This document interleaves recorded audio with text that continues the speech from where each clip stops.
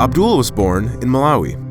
He was also born with albinism, a genetic condition that affects the body's ability to produce melanin, that coloring or pigment that we all have in our skin, hair, even the iris of our eyes. This makes a person, like Abdul, extremely vulnerable to the harsh sun rays that are all too common in Malawi. It's hard to go out in the sun. This makes us fail to support ourselves in our day-to-day living.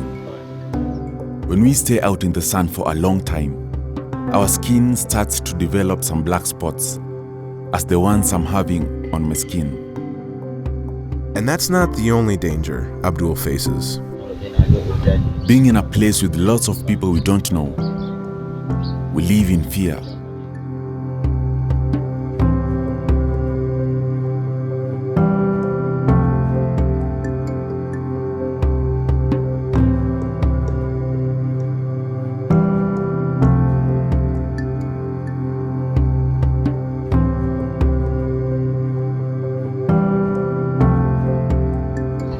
People sideline us. They believe that we cannot do anything that can help us or the community. But Abdul hopes to challenge that stereotype. Abdul was born near Lake Malawi, a place full of beautiful beaches and glittering waters. While the scenery may look like paradise to many, the strong rays of the sun caused serious issues for Abdul. His parents feared for their son's safety and sent him to live with relatives nearly 300 miles away. Abdul first heard about Kingdom Workers while living with his relatives. He heard he could receive sunscreen to help protect his skin through a local church's disability ministry. Because although albinism doesn't cause disabilities, it does carry severe stigma and threats to those living with it in Malawi. And while connecting with the disability ministry, Abdul also received the gift of Christian community. Abdul grew up Muslim and began practicing Christianity when he moved in with his relatives. But it wasn't until he became a part of Kingdom Workers' disability ministry that Abdul's faith began to grow. As a person with albinism, the volunteers encourage us to pray hard, since each person's security comes from God. I am a changed person. When I was Muslim, I was unaware of some things about God.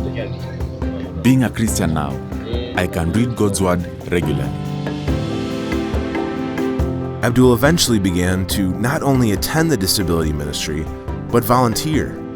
He wanted to give of his time to serve others.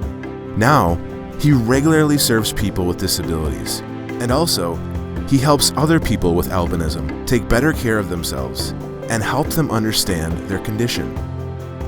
Abdul's commitment to volunteering was recognized when Kingdom Workers awarded him with the Martin and Tambo Scholarship in early 2020. And now, Abdul has plans to study community development. And although COVID-19 may have put his plans for future education on hold, Abdul has big dreams for what can be done to change the community's perceptions of people with albinism. There are still many people with albinism living on the outskirts of society for fear of how they will be treated. But as more and more people like Abdul speak up for their rights, the future looks brighter than ever for the next generation of people with albinism. As we continue to share with people the message of Jesus while meeting their physical needs, real lives are changed. Real lives like Abdul, Alia and Inda, Aubrey, and so many more around the world.